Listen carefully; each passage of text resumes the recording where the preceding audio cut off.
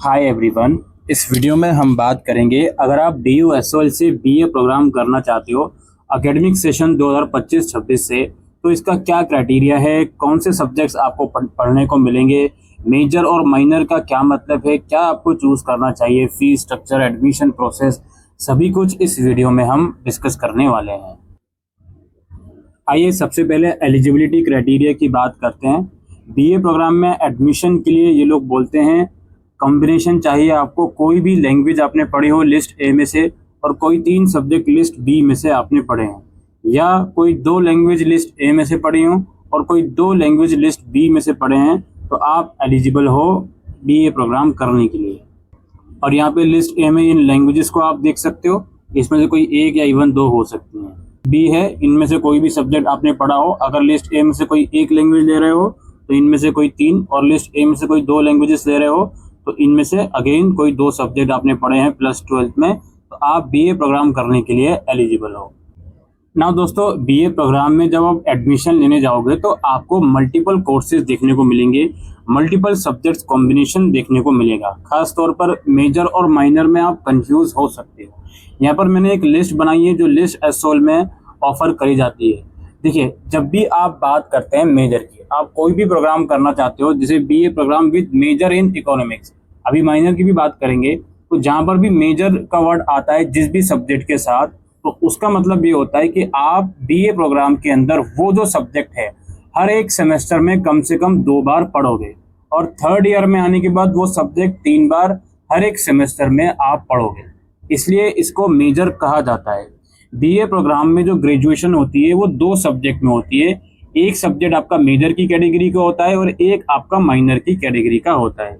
Major का again मैंने बता दिया कि ऐसा सब्जेक्ट जिसके कम से कम 2 सब्जेक्ट आप हर एक सेमेस्टर में पढ़ोगे, और माइनर ऐसा डिसिप्लिन जिसका कम से कम एक सब्जेक्ट आप हर सेमेस्टर में पढ़ने वाले हो। एसोल में जो कोर्सेज ऑफर करे जा रहे हैं बीए प्रोग्राम अलग अलग डिसिप्लिन में, वो कुछ इस प्रकार हैं। जैसे आप BA program with major in economics करते हो तो इसके साथ माइनर में आप इन चारों में से कोई एक सब्जेक्ट ले सकते हो, एजुकेशन, हिस्ट्री, मैथ्स या पॉल साइंस। वहीं BA program with education major में लेते हो तो इसके साथ साथ हिस्ट्री, पॉल साइंस या साइकोलॉजी आप माइनर में ले सकते हो। इंग्लिश मेजर के साथ आप हिंदी, हिस्ट्री या पॉल साइंस माइनर में ले सकते हो। हिंदी मेजर के साथ आप एजुकेशन, हिस्ट्री, पॉल साइंस या संस्कृत माइनर में ले सकते हो। हिस्ट्री अगर मेजर में लेते हो तो इसके साथ आप इकोनॉमिक्स, एजुकेशन, हिंदी या पॉलिटिकल साइंस माइनर में ले सकते हो। मैथमेटिक्स अगर मेजर में लेते हो तो इसके साथ साथ कंप्यूटर एप्लीकेशन या इकोनॉमिक्स आप माइनर में ले सकते हो। पॉलिटिकल साइंस अगर मेजर में लेते हो तो इसके साथ साथ एजुकेशन, इकोनॉमिक्स, हिस्ट्री और साइकोलॉजी माइनर में ले सकते हो। और साइकोलॉजी अगर मेजर में लेते हो तो इसके साथ साथ एजुकेशन या पॉलिटिकल साइंस माइनर में ले सकते हो। संस्कृत लेते हो तो इसके साथ साथ हिंदी या हिस्ट्री, उर्दू लेते हो तो एजुकेशन या हिस्ट्री, और कंप्यूटर एप्लीकेशन लेते हो तो इसके साथ साथ मैथ्स या साइकोलॉजी आप माइनर में ले सकते हो। तो इन सभी प्रोग्राम का कॉम्बिनेशन आपको फॉर्म भरते समय देखने को मिलेगा। आप बस ये ध्यान रखें, जिन 2 सब्जेक्ट में आपको ग्रेजुएशन करनी है, पहले ये माइंड में लाएं कि उन दोनों में से कौन सा ऐसा सब्जेक्ट है जो आपको ज्यादा प्रेफर है, तो उस सब्जेक्ट को मेजर में चूज कर लें। जैसे ही आप उस सब्जेक्ट को मेजर में चूज कर लेंगे, फिर उसके साथ साथ जो सब्जेक्ट माइनर में ऑफर करे जा रहे हैं उनमें से कोई एक सब्जेक्ट आपको लेना पड़ेगा, और उन 2 सब्जेक्ट के इर्द गिर्द आपकी जो ग्रेजुएशन है वो चलेगी। यहाँ पे एसओएल ने इस बार बदलाव ये करा है कि आप अपनी मन मर्जी से 2 डिसिप्लिन नहीं ले सकते। जैसे फॉर एग्जांपल, मुझे BA program with English major करना है, अब इंग्लिश मेजर के साथ मैं ये चारों में से ही कोई एक सब्जेक्ट माइनर में ले सकता हूँ, इसके अलावा नहीं ले सकता। ठीक है, एजुकेशन मुझे अगर माइनर में लेना है इंग्लिश के साथ तो वो पॉसिबल नहीं है। तो मुझे ये नहीं समझ में आता कि ये फिर किस बात की एनईपी पॉलिसी एसओएल लागू कर रहा है। खैर, जो चीजें हैं, प्रोग्राम स्ट्रक्चर है, वो मैं आपको समझा रहा हूँ। इसी तरह का प्रोग्राम स्ट्रक्चर ऑफर करा जा रहा है। ये तो बात हुई कि आपको प्रोग्राम किस तरीके से अपने चूज करने हैं। अब इसके थोड़ा सा हम स्ट्रक्चर पर नजर डाल लेते हैं कि सब्जेक्ट्स किस किस तरह से आप पढ़ोगे, उसके बाद हम फर्दर प्रोसेस की बात करेंगे। देखिए दोस्तों, मैं जस्ट एक एग्जांपल ले रहा हूं। अब कॉम्बिनेशन इतने ज्यादा हैं, हर एक कॉम्बिनेशन को डिस्कस नहीं करा जा सकता। मैं जस्ट एक एग्जांपल ले रहा हूं। जैसे आपने सब्जेक्ट चूज करा है बीए प्रोग्राम, जिसमें मेजर में आपने इकोनॉमिक्स लिया है और माइनर में मैथमेटिक्स लिया है। ठीक है, अच्छा, मैथमेटिक्स से याद आया, जो भी बच्चा मैथमेटिक्स को सब्जेक्ट को चूज करेगा मोस्ट लाइकली उसने +12 में मैथ्स पढ़ी होनी चाहिए, तो ही वो चूज कर सकता है। और यही शायद कंप्यूटर एप्लीकेशन के लिए भी रूल होंगे। आप जब फॉर्म भरने जाओगे तो आपकी एलिजिबिलिटी के हिसाब से ही वहां पर सब कुछ चीजें दिखाएगा। बहरहाल मैं जो कह रहा था स्ट्रक्चर को समझाने के लिए, सिर्फ ये इन सब्जेक्ट तक सीमित नहीं है, मैं स्ट्रक्चर समझाऊंगा। आप जो चूज करोगे उसके हिसाब से आप समझ लीजिएगा। तो मैंने इकोनॉमिक्स मेजर में लिया है और माइनर में मैथ्स लिया है। अब देखिए यहाँ पर नजर डालिए, सेमेस्टर 1 में इकोनॉमिक्स के 2 सब्जेक्ट में पढ़ रहा हूँ और सेमेस्टर 2 में भी इकोनॉमिक्स के 2 सब्जेक्ट में पढ़ रहा हूँ, और एक एक सब्जेक्ट माइनर की कैटेगरी का मैं मैथमेटिक्स का पढ़ रहा हूँ। ठीक है, इस डिफरेंस को आपको समझना है। ये फर्स्ट ईयर का स्ट्रक्चर है। अच्छा जी, इसके अलावा देखिए फर्स्ट ईयर में ये 4 कैटेगरी के सब्जेक्ट होंगे, ये सभी के पास कॉमन होंगे, आपके पास कोई भी सब्जेक्ट का कॉम्बिनेशन हो। इसमें क्या होता है भाई, एईसी के अंदर, पहले ये समझ लो, एईसी के अंदर ईवीएस पढ़ना जरूरी होता है फर्स्ट ईयर में। सेकंड ईयर में इसी ईवीएस का आप सेकंड पार्ट पढ़ोगे, जो मैं अभी आपको कुछ सेकंड्स में दिखाने वाला हूँ। इसके अलावा सैक और वैक में आपको सब्जेक्ट की चॉइस नहीं दी गई, ऑटोमेटिकली सब्जेक्ट्स दे दिए गए, ये सब्जेक्ट्स आप लोग पढ़ने वाले हो। ठीक है, अब वो हो सकता है स्ट्रक्चर के हिसाब से कुछ सब्जेक्ट्स आगे पीछे हों। आप जब फॉर्म भरने जाओगे तो वहां पे दिख जाएगा कि आपका सैक की कैटेगरी में, वैक की कैटेगरी में कौन सा सब्जेक्ट किस सेमेस्टर में है। और एक आपका जेनरिक इलेक्टिव है। जेनरिक इलेक्टिव के अंदर भी ये बात समझ लो, इंग्लिश सब्जेक्ट, इंग्लिश फ्लुएंसी 1 आप पढ़ोगे फर्स्ट ईयर में, इंग्लिश फ्लुएंसी 2 आप पढ़ोगे सेकेंड ईयर में, ये तो मैंडेटरी है। इसके साथ साथ कोई लैंग्वेज आप पढ़ोगे, जैसे अगर फर्स्ट सेमेस्टर में इंग्लिश पढ़ रहे हो, सेकंड में हिंदी, या फर्स्ट में हिंदी पढ़ रहे हो तो सेकंड में इंग्लिश, इस तरह का चलेगा कॉम्बिनेशन। और वो जो लैंग्वेज होगी वो डिपेंड करेगा ABSE, वो डिपेंड करेगा आपने किस लेवल तक वो लैंग्वेज पढ़ी है। क्लास 12 तक पढ़ी है तो A पढ़ोगे, 10 तक पढ़ी है तो B, और अगर 8 तक पढ़ी है तो हिंदी C पढ़ोगे। और यही सेम कंडीशन AEC में लागू होगी। AEC में एक सेमेस्टर में EVS पढ़ रहे हो तो एक सेमेस्टर में आप वही लैंग्वेज पढ़ोगे, मतलब ऑब्वियसली दूसरी लैंग्वेज पढ़ोगे। ABSE वो डिपेंड करता है आपने किस सेक्शन तक आपने स्कूल में हिंदी पढ़ी है। अगर कोई दूसरी लैंग्वेज पढ़ी है तो अगेन वो भी आप लोग पढ़ सकते हो, आपकी एलिजिबिलिटी के हिसाब से वहां पे चीजें शो होंगी। ये फर्स्ट ईयर का स्ट्रक्चर होने वाला है आपका। सेकंड ईयर में भी आपका सेम स्ट्रक्चर है, बिल्कुल सेम स्ट्रक्चर है, कोई बदलाव नहीं है, बिल्कुल सेम स्ट्रक्चर है। बस AEC में EVS का सेकंड पार्ट आप पढ़ोगे, बाकी सेम स्ट्रक्चर है। हिंदी पढ़ोगे, इसमें भी इंग्लिश फ्लुएंसी 2 और हिंदी जो सब्जेक्ट आपने फर्स्ट ईयर में पढ़ा है उसका सेकंड पार्ट, और सैक और वैक के सब्जेक्ट तो हैं ही। मेजर और माइनर का तो मैं आपको समझा ही चुका हूँ क्या क्राइटेरिया है। फिर आप आओगे थर्ड ईयर में। थर्ड ईयर में आपके 6 सब्जेक्ट्स हो जाएंगे।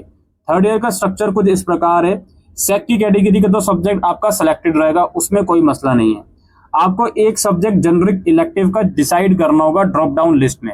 और जेनरिक इलेक्टिव में थर्ड ईयर में, इस BA प्रोग्राम में मतलब ये होता है, जिन 2 सब्जेक्ट में आप ग्रेजुएशन कर रहे हो, जैसे हम एग्जांपल लिए हुए हैं इकोनॉमिक्स और मैथ का, तो जेनरिक में इकोनॉमिक्स और मैथ्स के अलावा दूसरे किसी सब्जेक्ट में आपको चॉइस मिलेगी, वो आपको उनमें से लेना है।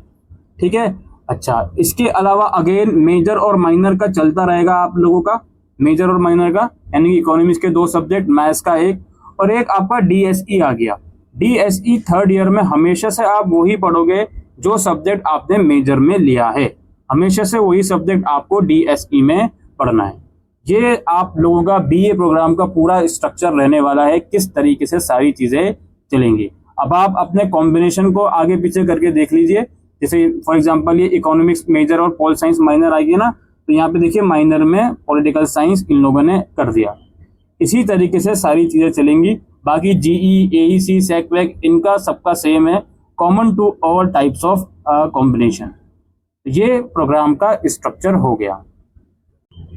अब थोड़ी बहुत फीस की बात कर लेते हैं, फिर जनरल इन्फॉर्मेशन हम डिस्कस करेंगे। देखिए BA प्रोग्राम में अगर आप इनमें से कोई भी सब्जेक्ट मेजर में लेते हो, जो आपके सामने मेंशन है, लगभग सारे ही हैं, बस कुछ कुछ हटा दिया यहाँ पे, तो आपकी 1 साल की फीस जाएगी 10,120 रुपये। अब एसओल में अलग अलग कैटेगरी के स्टूडेंट आते हैं, जैसे मैं यहाँ पे PWD की बात करूँ तो इनकी केवल 130 रुपये फीस है, ऑर्फेन कैंडिडेट की 20 रुपये फीस है, ट्रांसजेंडर, आर्म फोर्स सर्विसेज और वार्ड ऑफ आर्म फोर्स, इनमें भी फीस में रिलैक्सेशन इन बच्चों को मिलेगा जो आप अपने स्क्रीन के ऊपर देख रहे हो। लेकिन ज्यादातर बच्चे इसी कैटेगरी में आएंगे जो हमने बताया है, जिसकी फीस 10,120 रुपये 1 साल की है। ये तो बात हो गई इसकी एलिजिबिलिटी, फीस और कोर्स के स्ट्रक्चर की। अब हम बात करेंगे इसके एडमिशन प्रोसेस की, डॉक्यूमेंट्स रिक्वायरमेंट की और कुछ और जो इम्पोर्टेंट इन्फॉर्मेशन है यूजी कोर्सेज के स्टूडेंट को पता होनी चाहिए एसओएल में एडमिशन लेने के बाद या पहले, वो सब हम डिस्कस करेंगे। तो सबसे पहले हम एडमिशन प्रोसेस की बात कर लेते हैं। आपको सबसे पहले इसका ऑनलाइन फॉर्म भरना होता है, जो कि निकला हुआ है 15 सितंबर, जिसकी लास्ट डेट है।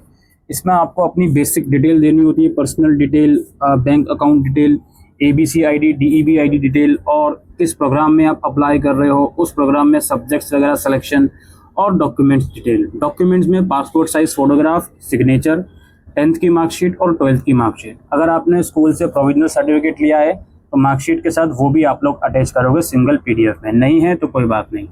एड्रेस प्रूफ और ID प्रूफ लगाओगे अपना, जिसमें आधार कार्ड, और ID प्रूफ में भी आधार कार्ड या वोटर ID अगर बन गया है तो वो भी लगा सकते हो। इसके अलावा कोई रिजर्व कैटेगरी है तो उसका डॉक्यूमेंट लगाओगे। इसमें अगर EWS या OBC कैटेगरी है तो याद रखिए उसका डॉक्यूमेंट 31 मार्च 2025 के बाद का होना चाहिए। अगर आप डिसेबल कैंडिडेट हो तो उसका सर्टिफिकेट लगाओगे। BPL अगर आपने इनेबल करा है तो उसका डॉक्यूमेंट लगाओगे, जो भी आप डॉक्यूमेंट सेलेक्ट करके आए हो, और इनकम सर्टिफिकेट लगाओगे अगर उसकी ज़रूरत पड़ रही है, फाइनेंशियल असिस्टेंस के लिए अप्लाई करा है। तो फॉर्म भरोगे, ये डॉक्यूमेंट अपलोड करोगे और फाइनल सबमिट कर दोगे। इसके बाद आप लोगों के जो डॉक्यूमेंट हैं वो वेरीफाई करे जाएंगे डिपार्टमेंट द्वारा। जैसे ही वो डॉक्यूमेंट वेरीफाई कर दिए जाते हैं, आप पेमेंट कर दोगे और आपका जो एडमिशन है वो कंफर्म हो जाएगा। कोई फिजिकल डॉक्यूमेंट वेरिफिकेशन की ज़रूरत इसके अंदर नहीं पड़ती। एक आधा % केसेस में वो लोग बुला लेते हैं, लेकिन जनरली नहीं पड़ती। ये ब्रीफ सा प्रोसेस होता है एसओएल में एडमिशन लेने का। इसके अलावा कुछ और जनरल इन्फॉर्मेशन है जो आपको पता होनी चाहिए। जैसे एसओएल की जो यूजी कोर्सेज की क्लासेस हैं वो केवल और केवल आप लोगों की DU के अंदर ही लगती हैं, DU के अलग अलग कॉलेजेस में, यानी कि दिल्ली में ही लगती हैं। हर एक सेमेस्टर में 10 से 15 क्लासेस आपको प्रोवाइड करवाई जाएंगी सैटरडे या संडेज़ में। और इसके अलावा जिस प्रोग्राम में आपने एडमिशन लिया है उसका जो स्टडी मटेरियल है वो आपको आपके घर में डिलीवर कर दिया जाएगा। कुछ कंडीशन में वहाँ जाकर भी कलेक्ट किया जा सकता है, लेकिन जनरली घर में डिलीवर कर दिया जाएगा। और ये एडमिशन कंफर्म होने के कुछ दिनों के बाद होगा। मुझे लगता है अगस्त से सितंबर के बीच ये प्रक्रिया शुरू होगी। इसके अलावा एसओएल के जो एग्ज़ाम्स हैं दोस्तों वो दिल्ली में ही होते हैं, जनरली DU के कॉलेजेस में ही होते हैं। और एसओएल के एग्ज़ाम सेमेस्टर वाइज होते हैं, नवंबर दिसंबर में और मई जून में। नवंबर दिसंबर में ऑड सेमेस्टर होता है 1, 3, 5, 7, और मई जून में इवन सेमेस्टर होता है 2, 4, 6, 8। अब इन थ्योरी एग्जाम के अलावा एसओएल में online MCQ based internal assessment भी होते हैं, जो आपको ऑनलाइन घर बैठ के ही देने होते हैं। इसमें कहीं जाने की ज़रूरत नहीं होती। ये भी आपका इवेल्यूएशन सिस्टम का बहुत क्रूशियल पार्ट होता है। कोई हैंड रिटन असाइनमेंट आपको नहीं देने, लेकिन ये ऑनलाइन असेसमेंट आपको देने होते हैं। और इसके अलावा आप एक बात याद रखिए, फॉर्म जब आप भरोगे तो अपना वैलिड फ़ोन नंबर और ईमेल ID फॉर्म में प्रोवाइड करें, सो दैट आपको आगे कोई परेशानी ना आए कोई भी इंफॉर्मेशन देने में। एसओएल की जो डिग्री आप करोगे यूजी की, ये इसके अंदर मल्टीपल एंट्री एग्जिट का सिस्टम है। यानी कि 1 साल के बाद अगर आप छोड़ते हो तो सर्टिफिकेट मिल जाएगा, 2 साल करके छोड़ते हो तो डिप्लोमा मिल जाएगा, 3 साल करते हो तो जो भी आपने डिग्री में एडमिशन लिया है, BA program, BCom program, BCom honours, वो डिग्री आपको 3 साल में मिल जाएगी। और अगर आप चौथा साल इसमें एंटर करते हो तो आपको रिसर्च की डिग्री मिल सकती है, आपको ऑनर्स की डिग्री मिल सकती है अगर आपने प्रोग्राम करा है तो। ये सब चीज़ें इसमें रहेंगी। ये कम्प्लीटली आपके ऊपर डिपेंड करता है कि आप 4th ईयर में आ रहे हो या नहीं। आप 3 साल करके भी उसको छोड़ते हो तो भी आपको जो डिग्री है वो मिल जाएगी। एसओएल में लाइब्रेरी फैसिलिटीज़ भी प्रोवाइड करवाई जाती हैं। मंडे टू सैटरडे आप लाइब्रेरी जाकर बुक्स वगैरह इशू करवा सकते हो, वहाँ लाइब्रेरी में बुक्स पढ़ सकते हो। इवन बुक बैंक की फैसिलिटी भी प्रोवाइड करवाई जाती है, जिसमें पर्टिकुलर सेमेस्टर के लिए भी आप बुक्स वगैरह इशू करवा सकते हो। जो आपका सिलेबस है जो आप पढ़ोगे एडमिशन के बाद, वो बिल्कुल रेगुलर कॉलेजेस की तरह ही है। सेम सिलेबस आपको पढ़ाया जाता है, चाहे एसओएल का स्टूडेंट हो, रेगुलर का हो या फिर NCLET का हो। और इसमें माइग्रेशन की पॉसिबिलिटी भी होती है। जब आप 2nd सेमेस्टर क्लियर कर लोगे उसके रिजल्ट के बाद पॉसिबिलिटी होती है कि आप रेगुलर कॉलेज में माइग्रेट कर पाओ। उसके लिए detail process college to college vary करता है। आपका जो भी एग्ज़ाम रहेंगे सेमेस्टर वाइज, एग्ज़ाम से पहले एडमिट कार्ड वेबसाइट पर आ देते हैं, जिसमें सारा एग्ज़ाम की इन्फॉर्मेशन, कहाँ पे एग्ज़ाम है, कितने बजे एग्ज़ाम है, वो सारी चीज़ें उसमें मेंशन रहती हैं। बाकी आप हमारा टेलीग्राम ग्रुप ज्वाइन कर सकते हैं दोस्तों। हमारे चैनल पर पहली बार आए तो इसे सब्सक्राइब कर सकते हैं। यहाँ एसओएल से रिलेटेड जितनी भी ऑथेंटिक इन्फॉर्मेशन है वो आपको प्रोवाइड करवाई जाएगी। आपके कुछ डाउट्स हैं कमेंट सेक्शन में लिख के पूछ सकते हैं। और अभी के लिए वीडियो में इतना ही। Thank you.